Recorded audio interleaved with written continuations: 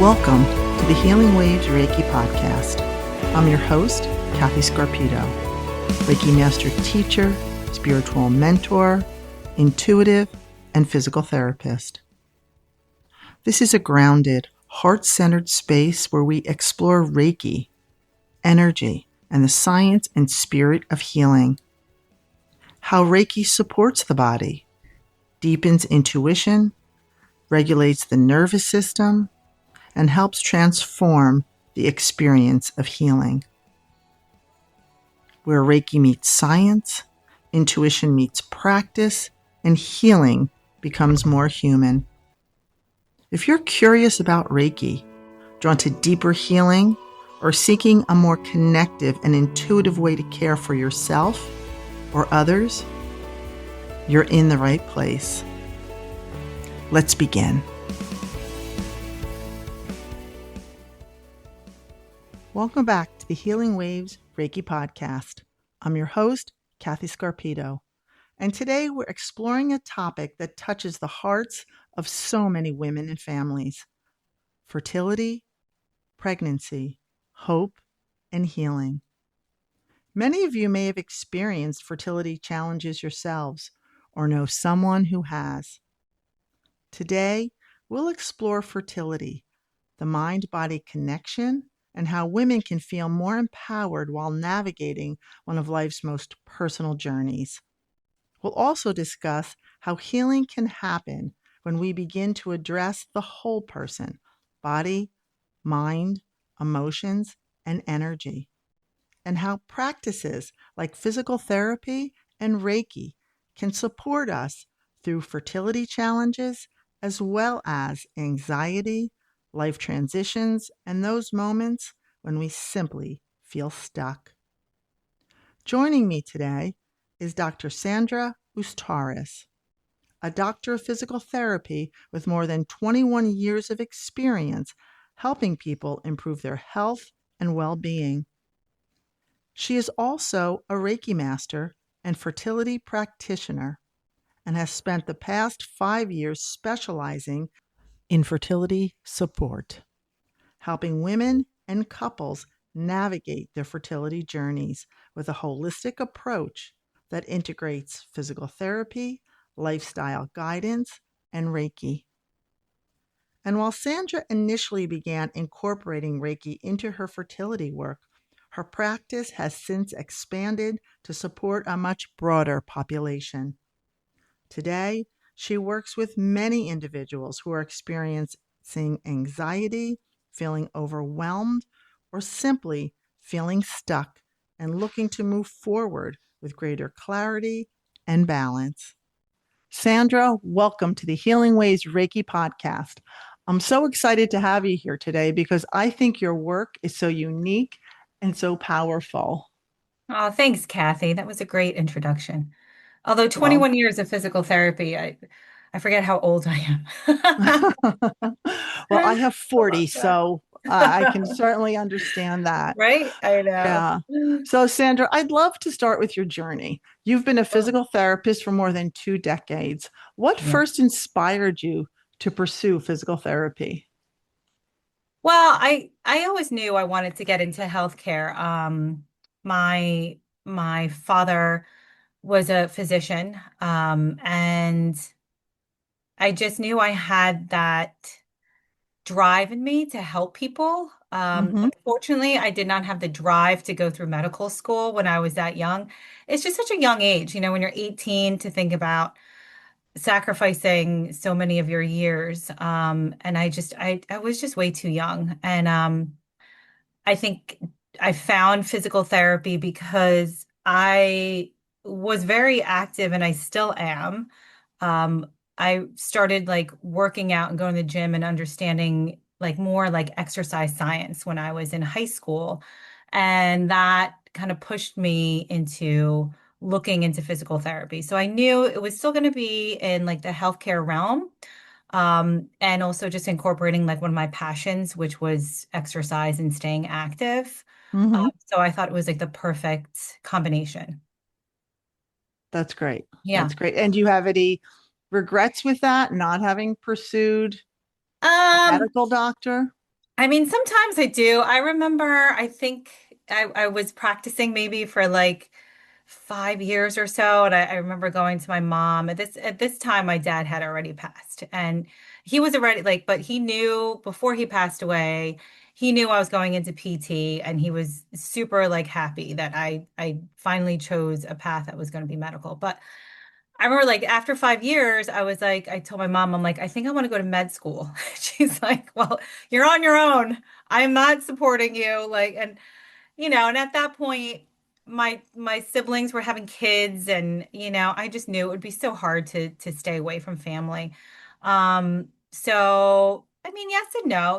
Like I think looking at it now, though, I mean, doctors, they're just so burnt out, and there's just that's a whole other podcast just about, health practitioners and what we go through, and what we deal with and how Mm-hmm. much we work and sometimes how little we get back for it, not Sure. just financially, but just accolades, and Yeah. the appreciation. So, yeah, I don't regret like anything that I've done in my life because it has brought me to where I am today. Well, that's great. Yeah. And your physical therapy work has evolved in such a unique way over the years, Yes. expanding beyond traditional physical therapy I practice. know. That's It something has. that I found quite amazing. Now, what Oh, led you thank to you. fertility work? Well, my business partner and friend and colleague, Leanne Skinner, and I have we've been friends for a while now, and we work together as home care physical therapists for Penn. And we've always known we wanted to branch out on our own. We weren't sure exactly how.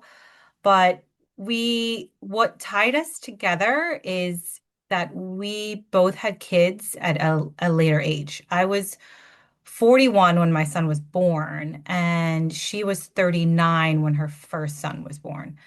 And so when we kind of thought about that, and we knew women's healthcare, like women's health was just going to explode, at this point. Mm-hmm. So this was, I think we started talking about this maybe like 7 years ago. And so it was kind of on the cusp of like people were talking more and more about women's health. And we knew that this was something that we both had experienced. And we kind of started to explore like what are the options for women in fertility right now. And there really weren't many um, besides IVF. And we stumbled upon a certification course called Mercier Therapy, and we could get certified as physical therapists. So that's what we did. And we going through that course was very eye-opening to the fertility world for me. And I know with you just from you being my mentor and talking with you a lot that we're driven by something that is passionate to us, right? So Sure. at that time, I was kind of like, am I passionate about fertility? And, it's not so much fertility that I'm passionate about. It's more giving the options for women that feel hopeless. And I saw that going through the certification process, that women just felt that they were at the mercy of IVF. And I mean, not mocking IVF in any way whatsoever, but just thinking that there's nothing else that they can do besides that. And there are some IVF clinics out there in the world, just like any business that purely run on business and kind of prey on women's vulnerability. And that is what drove me to be like, oh no, if I can be a part of something that can be altruistic and help in some sort of way, that's what I want to do. And that's kind of what drove me to focus on fertility. That's great. It's very empowering Yeah. because these are clients, patients, people who are very vulnerable. Oh They will yeah. do anything to reach that Hmm. goal, Yes. right? The And most. your Yeah. personal story, as you said, becoming a mother at 41, was it? Years Yes. old?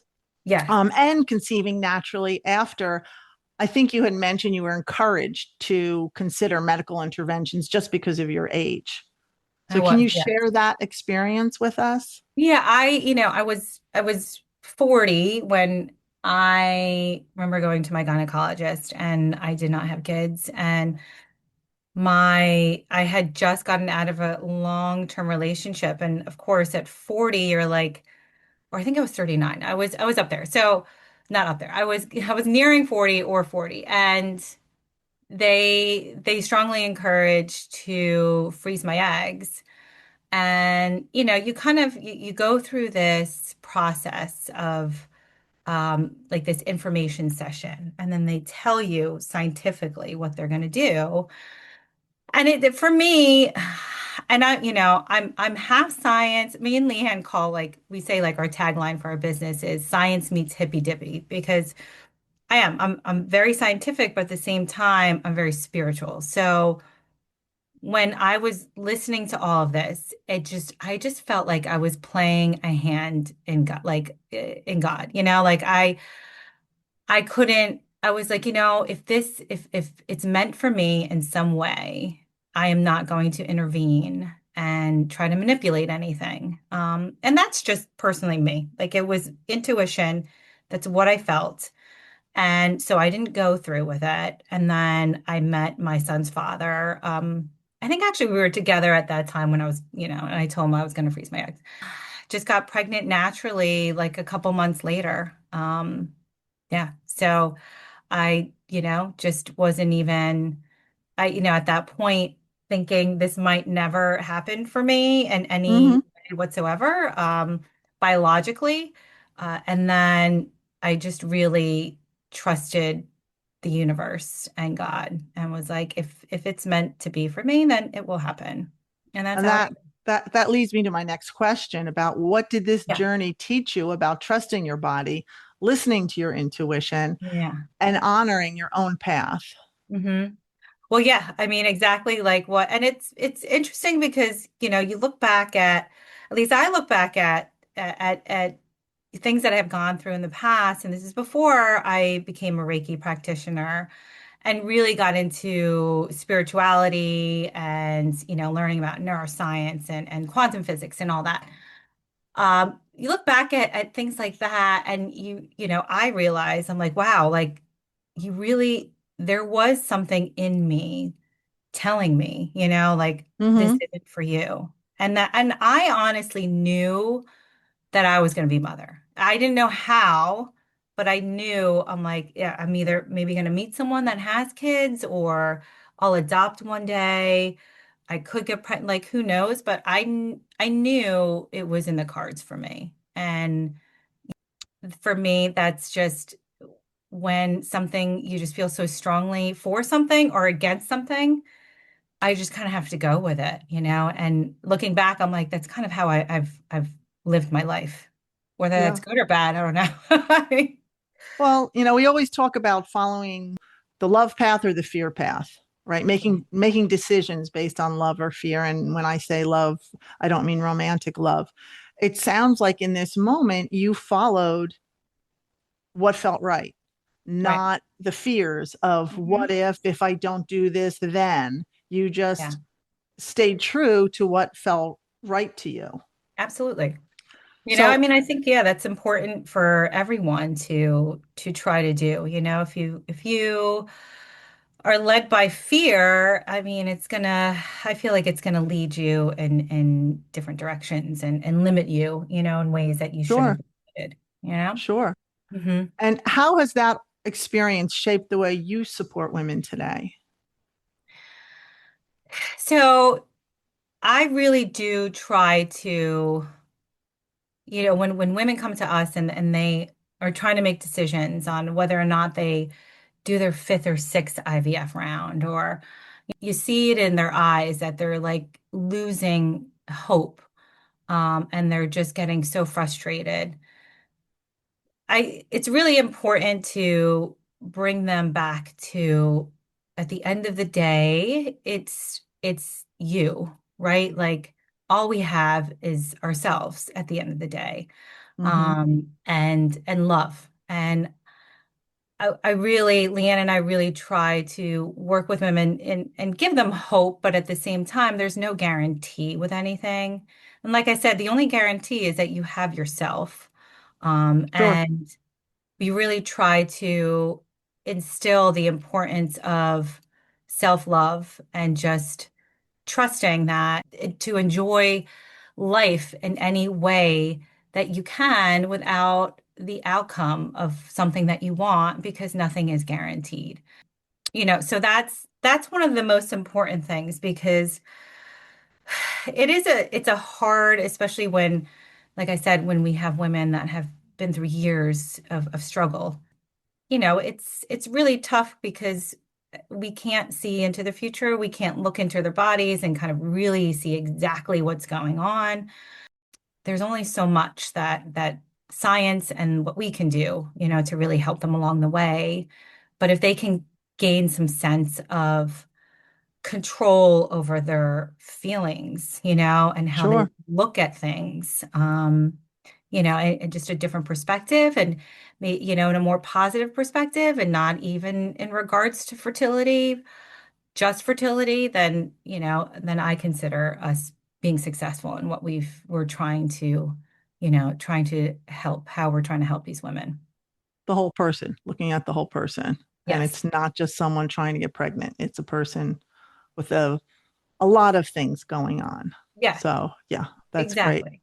Hmm. Now, how and when did Reiki enter the picture? And what led you to incorporate that into your work? Yeah. So I started getting Reiki done on myself when I was going through personal challenges when my father, son, and I were separating.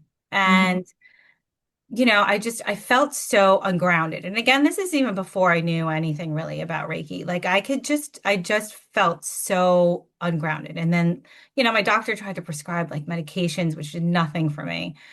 And, that anxiety and just not knowing like the unknown of like what is next for you or even like what's going to happen like tomorrow, like it's if anyone's been through any kind of separation with their significant other, it's very anxiety driven. So, I started getting Reiki done and it changed my life. Like I always felt a connection to the spiritual world, and it was a way to really bridge that gap of like, there's something that I felt that I knew I kind of had in me, but you know, couldn't really like put into words exactly what it was, or couldn't put it into practice, like, in a structured way that made Sure. me think like this is really helping.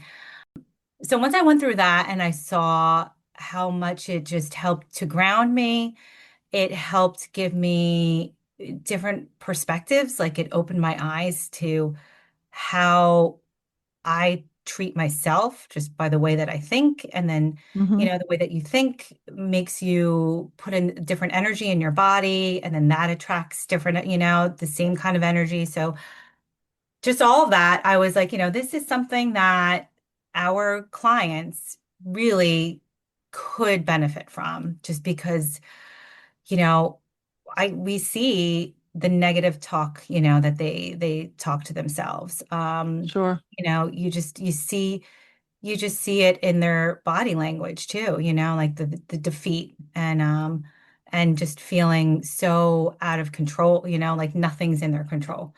Mm-hmm. So for them, the way that I looked at it was like, it's a way to, because I think a lot of people, and you probably experience this with all of your clients, is I think people just really deny what they're feeling or they stuff it down, Sure. Sure. and everybody, is like, oh, positive thoughts and this and affirmations, and that's all great. But I really try to tell people, like, you have to get whatever is in there out, like Sure. you have to acknowledge it and you have to just embrace it and you have to release it, because Absolutely. yeah. And a lot of these women, they do stuff down the thoughts of I'm too old. Like my body is shutting down. Like this is never going to happen for me. I am not a part of this club. Like I'm never going to be a mother. I'm not good enough. Like all of that, and it kind of just helps to restore some sort of balance. And like I said, like it opens their eyes to what they have been telling themselves and what is going on in their bodies.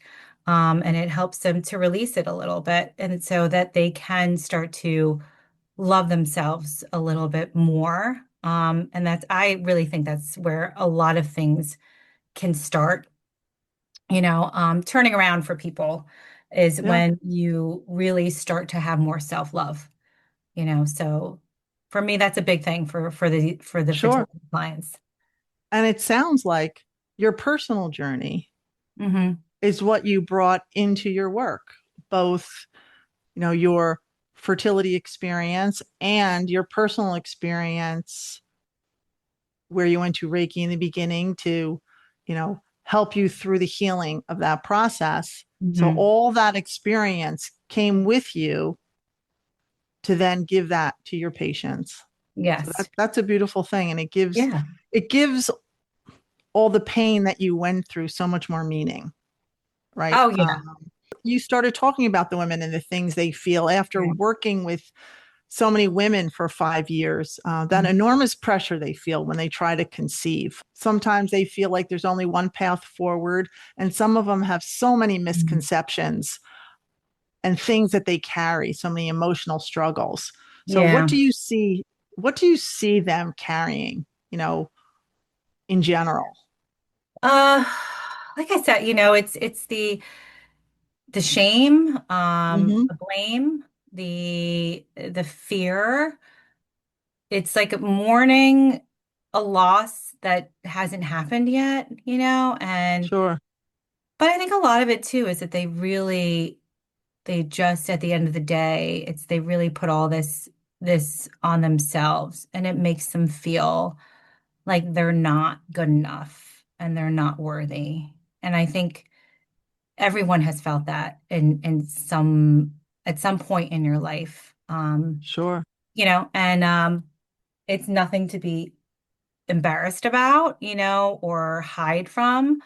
And like you keep mentioning like healing, and it is something in us that it comes from somewhere, and I think it is a part of, yeah, like they need to heal that part of them, that has sure, been telling themselves this for however long they've been trying to conceive, or if it's something else besides fertility, sure, if it stems from something else. But yeah, I mean, there's a lot of that they carry around. It really is, it is a lot about self-love. And I don't know about for you, but whenever I, check people's chakras in the beginning, before I treat, everyone's heart chakra is closed, like everyone's, I think I treated one person that their heart chakra was open. I'm like, you're an anomaly. Like, I don't know how your heart chakra, yeah, but I always tell people, I'm like, it's nothing bad. I'm like, I think it's just we are our own worst critics. And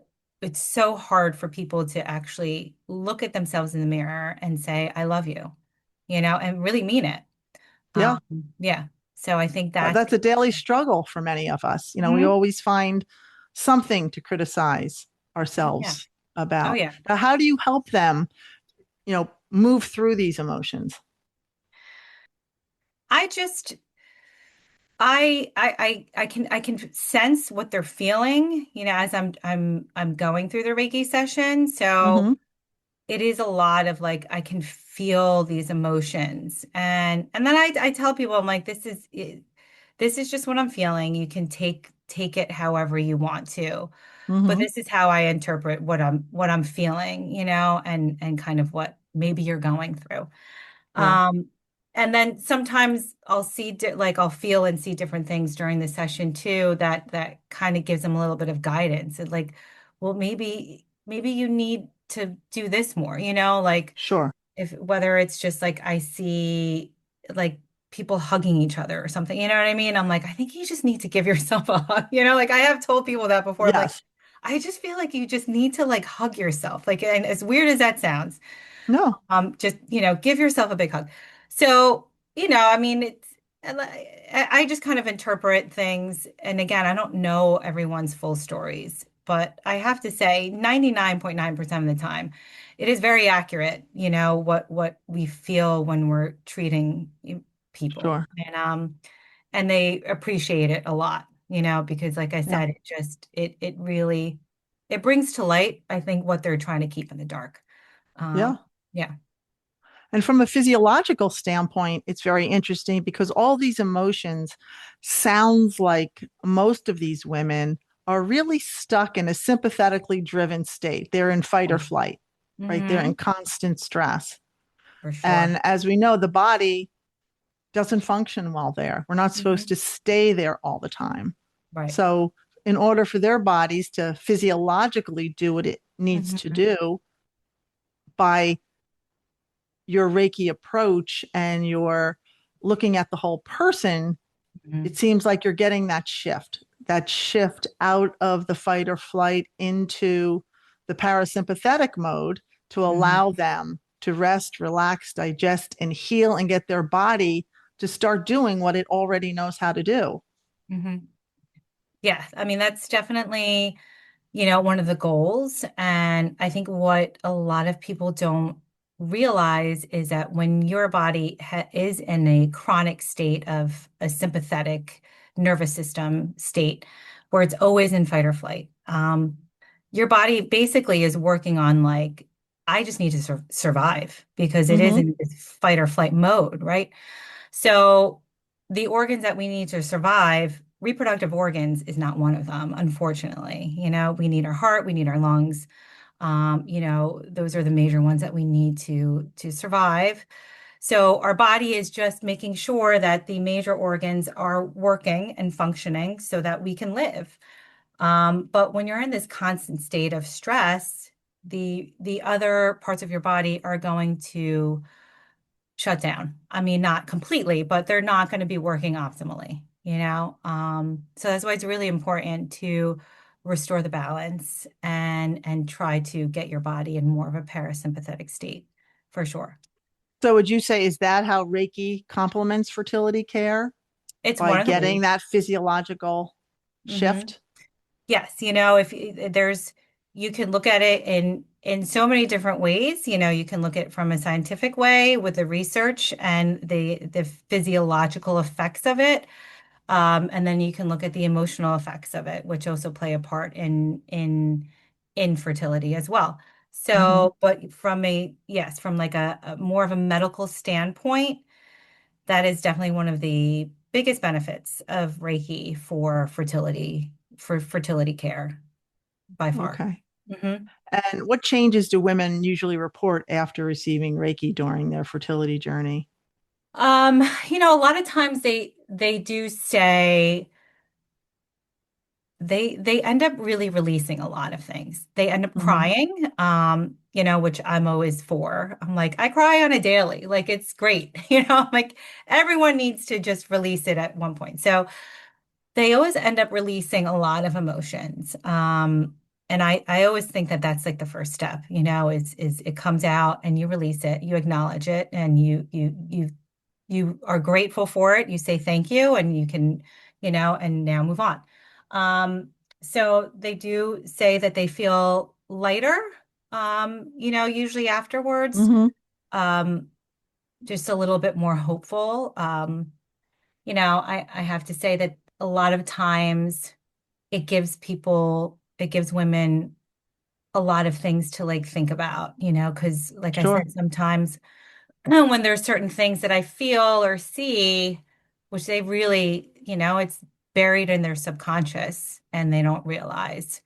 And when you kind of bring it out to them and they're like, just a light bulb goes off and they're like, oh, wow, like I didn't realize that that is something that I am kind of doing to myself or saying to myself or how I'm feeling. And, I didn't realize that these things can actually be blocking me and limiting me, from being able to get pregnant. Um, That's that's yeah. great. Yeah. Now, with physical therapy, people don't automatically connect physical therapy with Right. fertility. I was Right. even surprised, and I'm a physical therapist. I've heard of women's Yeah. health and incontinence and, that type of thing. But Right. can you explain how physical therapy can support reproductive health? So physical therapy is more than just physical. I wish they could rename it because, we do so much more than just physical stuff with people. We really have to look at the body and the person holistically and not just their body parts and what else and their symptoms and everything else. But like again, it ties into Reiki and it's like how are they thinking? Like what are they saying to themselves? And I don't think people realize that you can be your own worst enemy by just like what you're training yourself of what you believe can happen. So a lot of it is like, when I treat patients, they're like, I can't do this. I can't do this. So I'm like, all right, so you're already telling yourself that you're failing, like you're gonna fail that if that's Belief's a what you powerful believe. thing. Right. Mhm. So that's a huge part, is that I think physical therapy and Reiki, Reiki I always tell people it can have, physiological effects, emotional effects. Physical therapy is very like holistic in the way that we treat our patients. And so when you look at it in that respect, Reiki can hit different points where I think just, manual things cannot do. So Right. it's a great tool and a great adjunct to, your traditional Western medicine care, for any aspect of Absolutely. medicine and Yeah. healthcare. Yeah. Yeah. Now, are there some issues that you commonly see in women that they don't realize could be affecting their fertility from that physical standpoint? More of like a physical standpoint, you know, it surprises us that in this day and age that a lot of women don't they don't have the connection of like what else they're doing to their body or lack thereof and how it can connect to fertility. So an example is just, basic nutrition and people think like I eat pretty healthy and you know whatever it is that they think is healthy. And then when you look down, you really dig deep and you're like, that's really actually not that healthy, or like, and they don't practice any kind of self-care or they don't move their bodies, and the research out there now is saying the number one precursor for longevity of life is exercise. So that is just huge and I think in anything that you're trying to accomplish health-wise. And it doesn't have to be crazy exercise, right? So um, so there's definitely just little things that women don't understand, um, that Leanne and I think are very well known and common to everybody else, but it's not, and that's kind of partly why we do what we do is just to, be a little bit more informative for these women. With And there's lifestyle choices type thing? yeah, lifestyle choices, and just, you go down like the medical route too. And even like when they're going through IVF, and it's tough because they're thrown so much different information at them at once.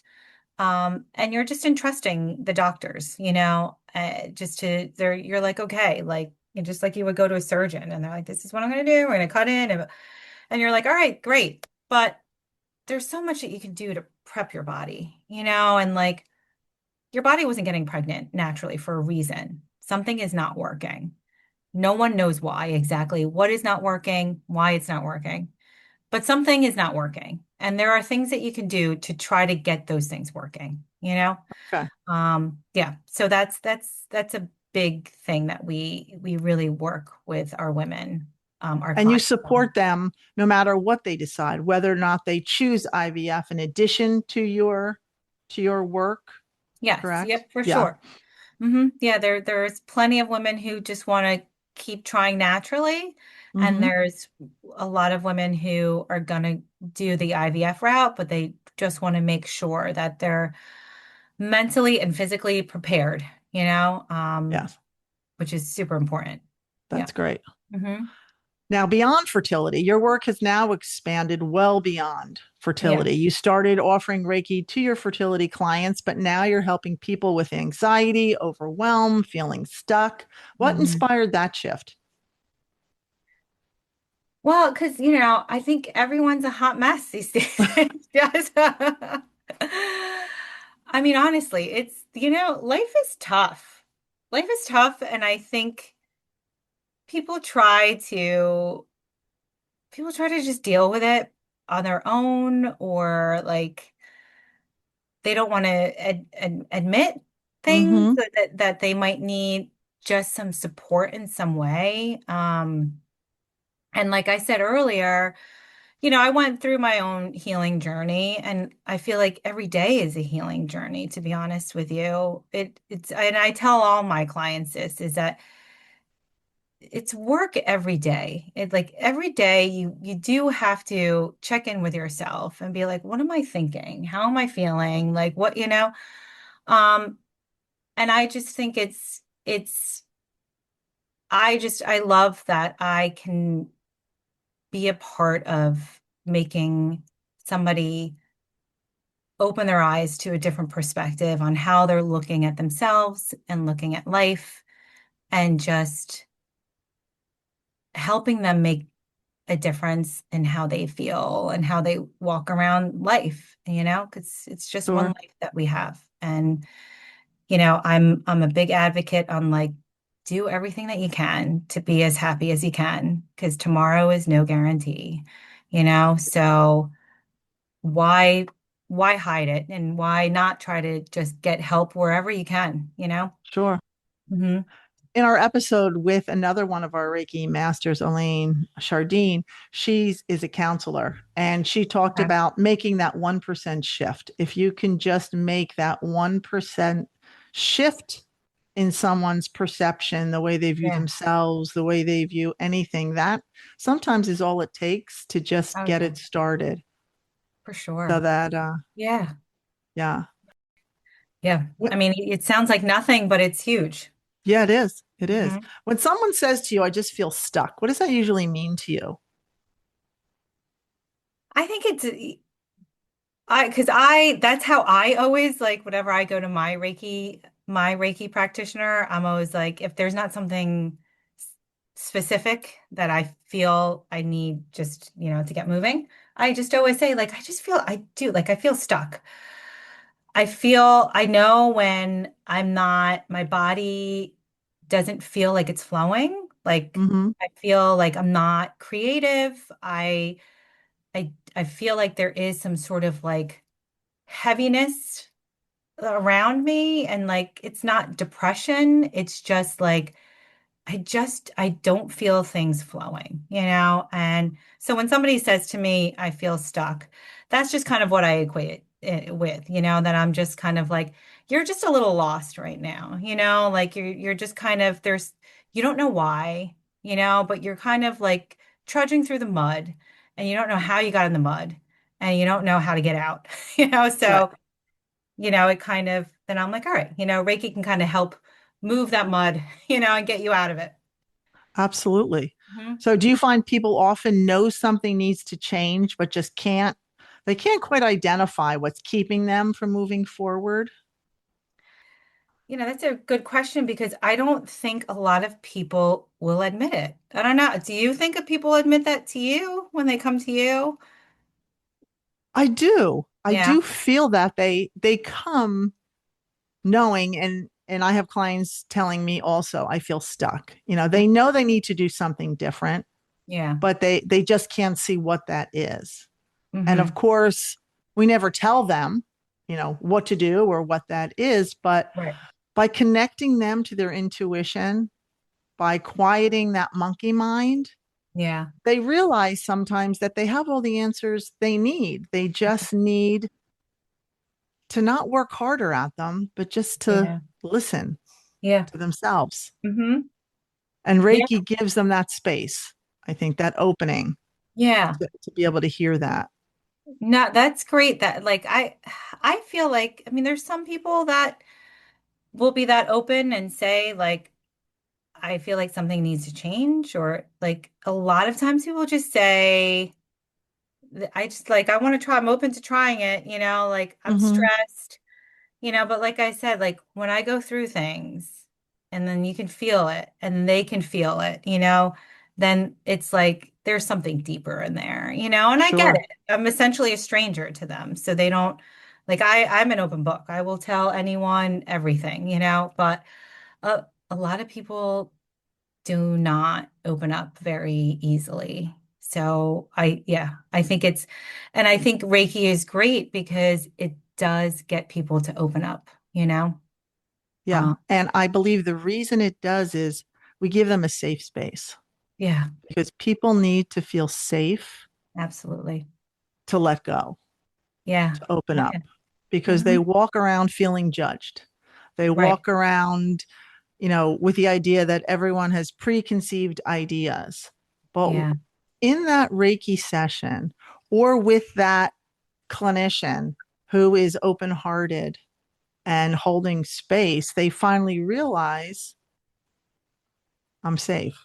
Hmm. I can start letting it go. And that is what I see. In my physical therapy practice, I saw those patients that came in with the hardest walls, Hmm. once they felt safe, came crumbling down Yeah. and they opened, they softened. Yeah. Yeah. So, It's a great way yeah. to, yeah. So true, Yeah. That is Now, so true. anxiety is another thing that you work with. So many people are struggling with. So, from a physical therapy and Reiki perspective, what do you see happening in the body when someone is really living in that constant state of stress? And we talked about this a little bit. Yeah. Um, yeah, I mean, we did touch upon it with the fertility patients, and the general population and with physical therapy. I think stress, again, I think limits people from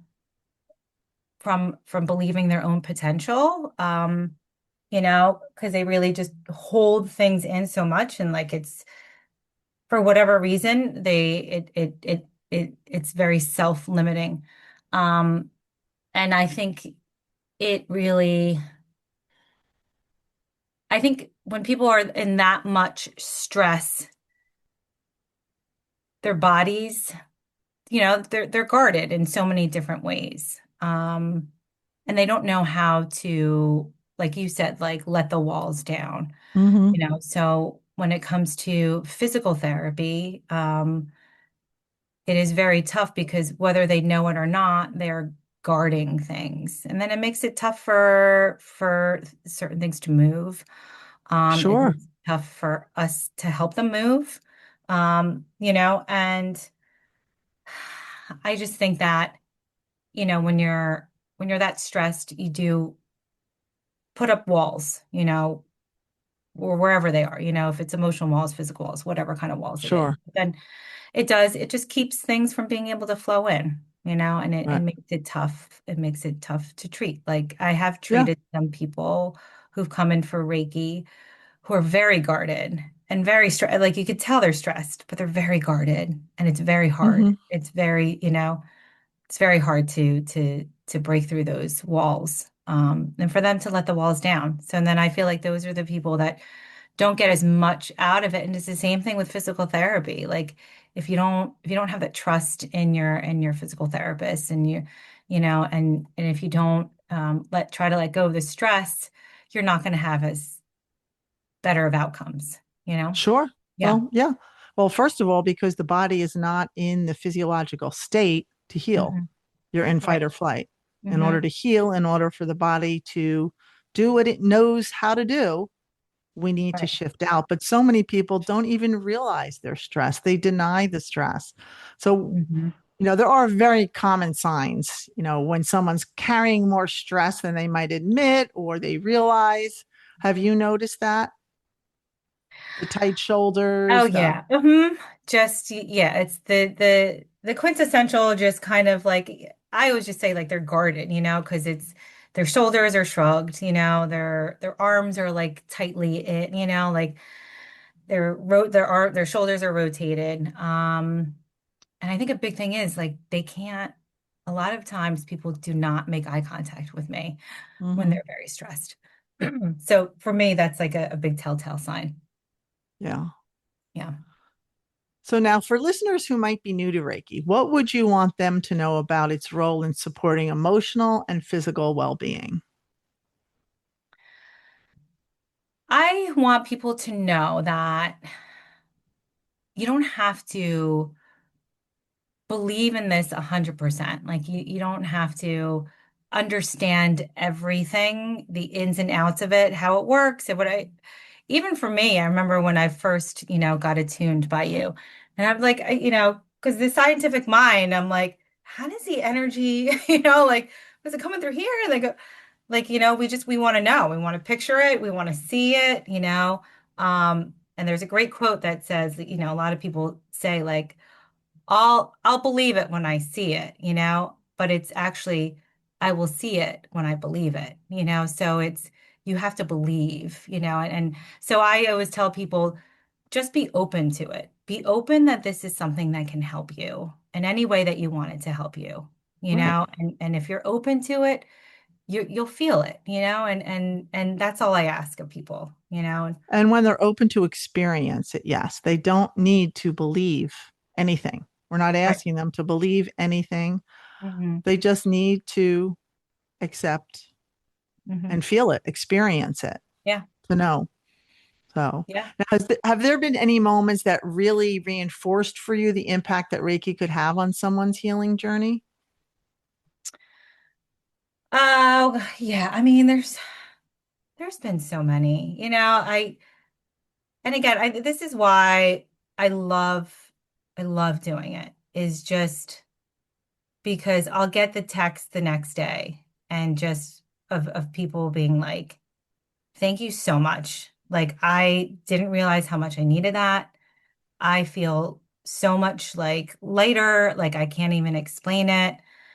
And even like right after like I'm done with a session and when people get emotional and they cry, when I tell them like, these are some of the things that like I feel are kind of blocked and like and just to see the looks on their faces when it's like they know, like hmm they know exactly what I'm talking about and they've been holding it in for so long.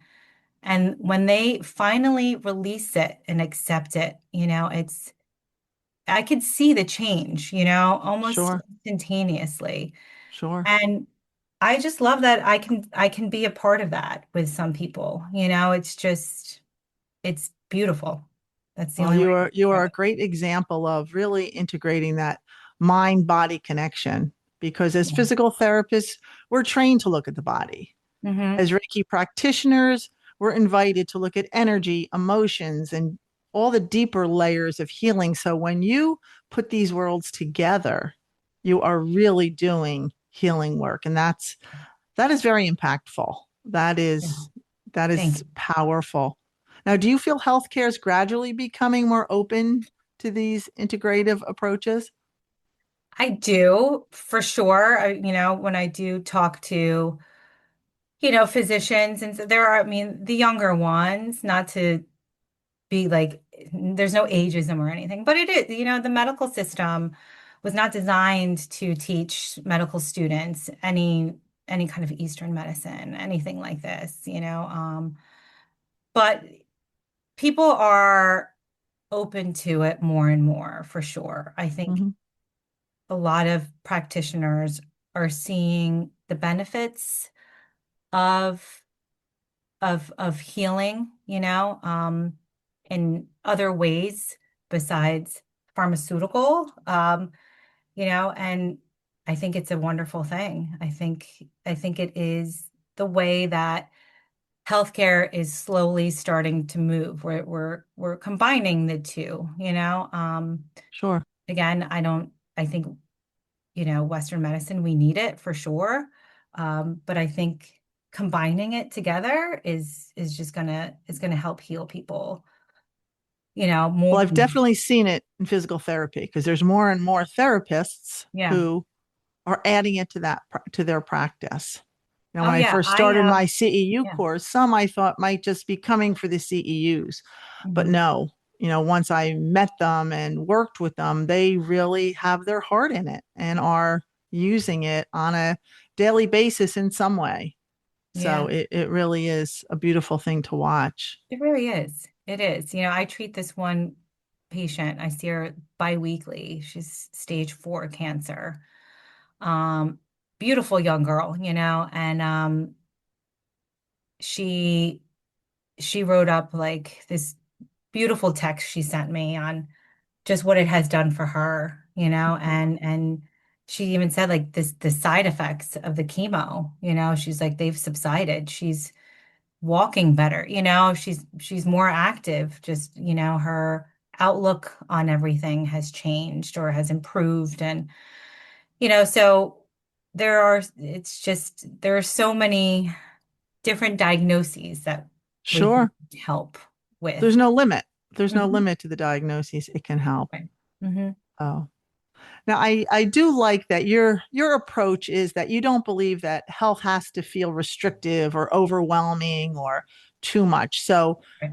you go with small changes making bigger impact. So what are some small habits consistently that people can do to have the most dramatic changes, like walking or what kind of Yeah. things do you advise your patients? So, I mean, as a physical therapist, my number one thing, and I mentioned this before, the biggest precursor to longevity of life is exercise. So, and whenever I mean, more and more, I'm seeing patients that are like in their 90s who are doing phenomenal. Hmm. They're pretty much independent, and this one patient, he's like, I was playing tennis until I was 92. I'm like, 92? Like, and he's like, I broke my hip because I went for the like he was flying for the ball, like he was trying to get the ball, hustle to get the ball. So I always tell people, no matter what you do, if you can get up and move around, like get up, like that is just it's the best thing that you can do for you. Like if you can walk on your own, great. Like if you can't walk on your own, then just at least stand up, like move the joints around, move your muscles around, get the blood flowing. Circulation and blood flow is huge and is vital to Sure. living organs. And so that is the biggest thing is just movement. Okay. Yeah, from a physiological standpoint. Yes. That's Now great. from more of like an emotional, spiritual standpoint, I always tell people to just check in and say like, what am I telling myself today? You know? Like, Hmm. what's the story that I'm telling myself today about myself and about how I'm living today, Hmm. because that is going to shape how you do live. So, Yeah. yeah. And you also talked about nutrition too, getting the Hmm. proper nutrition, right? Those small Yeah. changes Yeah. And make a big difference. there's so much out there for people, especially with people going through fertility challenges. And it's a slippery slope because you can go down that rabbit hole and just make everything about every little morsel that you put in your body about like, is this fertility friendly? Like, what am I doing to my body? Mm, And it's good. It's good to incorporate. I always say, like, it's not necessarily taking away everything. It's it's adding in the good stuff, So what are some good things that you could add in? I know it's going to be hard to kind of get off the sugar or whatever it is that you're like addicted to at this point. Um, but just start slowly adding in the good things because then that your body's going to start to crave the good things. And then you're going to slowly start to, get out the bad things. But yeah. um, and then just kind of like listen to what your body does when you're like when you're, like when you're eating bad. Like I know when I eat really bad, I'm lethargic, I get bloated, like brain fog. I know what I'm doing, so, Yeah, I'm guilty as well. I know right? exactly. And Yeah. yeah, And I think yeah. people that have, their nutrition has been that way for so long that they Hmm. don't realize that they're in that state of like the constant brain fog or the bloatedness or the fatigue. They just think it's normal. And it's Sure. not. Like, we're here to tell you, like, that's not normal. Like, if your Yeah. stomach hurts after you eat or you get really bloated, that's not normal. And I thought that was normal for a very Yeah. long time. I'm like, I just Yeah. overeat. No, I'm just eating bad things. Like, Yeah. Well, yeah. it makes a difference. It makes a Hmm. difference. Now, before we wrap up, for someone listening today who feels anxious, overwhelmed, exhausted, stuck, what would you want them to hear? I, so what I try to live by is always just lead with love. If you lead with love, you just can't go wrong. You can't, Okay. you know? Yeah. So that just try to do that and you're on your way. And this might be the same message for women who might be struggling with fertility challenges right now. What's one message that you'd like them to hear today? I would love for them to know that there is a path for them that is filled with joy and happiness. And you have to accept that you don't know what that path is. You don't know, you just don't know. But you have to be open to knowing that there is a path out there and open to that it could be a path that you just didn't think was going to happen. You didn't see it that way, but you have to be open to it and you have to accept that life is just, it's not controlled. We don't Right. know exactly what's going to happen. Um, but, if you believe that there is a guided path for you and you can be happy with whatever path that is, then I think, it's half the battle. Yeah. As Reiki practitioners, we always ask for the highest and greatest good to be done, Yes. but we don't always know what that is. And I always tell my Yeah. clients, if you're a prayerful person, I'm a prayerful person. I Yeah. believe that God always answers my prayers, but not always the way I ask them, because we Yeah. always don't know what's best for us, Hmm. right? It's so when true. when we ask for someone not to break up and they do, and that was God's best gift to us because Hmm. they weren't good for us. You just need to trust Yes. that you are supported. And when you can lead with love, as you said, when you can follow your instincts, Hmm. you can find that path. So For thank you sure. so much. Thank you so much Thank for you. joining us, for sharing your Of course. experiences. Now, if listeners want to connect with you, learn Hmm. more about your work, your services, schedule a session or consultation, because I also know you do things virtually. From a Yes. physical therapy standpoint, you work with more than just fertility patients, right? You work with general physical therapy patients. Yes. Yes. Okay. Yeah. And with your Reiki work, you not only work with fertility clients, but also those with anxiety and just about anything, people who are Anything. struggling, Yeah. right? So, Hmm. how would they find you? So we are on social media. Our Instagram handle is Reinventive Fertility. Facebook is the same, Reinventive Fertility. Our website is reinventivefertility.com, and you can book sessions on our website. Our phone numbers are on the website as well. You can message us on Instagram. So yeah, there's many of ways to Okay. contact So, us. I will put your website in the show notes, Great. in the description, so people can contact you and your phone number, um, so they can reach out to you and get Sounds started wonderful. on their healing journey. Perfect. Thank you Thanks, so Kathy. much. You're welcome. Thank you, Kathy. This was great. Thank you so much for joining us on the Healing Waves Reiki podcast. If today's conversation resonated with you, please share it with someone who may need to hear it. Remember, healing isn't always about fixing something. Sometimes It's about creating the space to reconnect with yourself, trust your body, and move forward one step at a time. And until next time, be well and keep riding the healing waves. Thank you for listening to the Healing Waves Reiki podcast. If this episode resonated with you, share it with someone who may need it. Subscribe and leave a review so more people can find this work. Until next time, stay grounded, stay open, and keep healing. This podcast is intended for informational, educational, and inspirational purposes only. The content shared on this podcast is not medical, psychological, legal, or professional advice, and is not intended to diagnose, treat, cure, or prevent any condition. Always seek the guidance of a qualified healthcare provider, mental health professional, or other licensed professional regarding your specific needs. The views expressed by guests are their own and do not necessarily reflect those of the host. Listener discretion and personal responsibility are advised.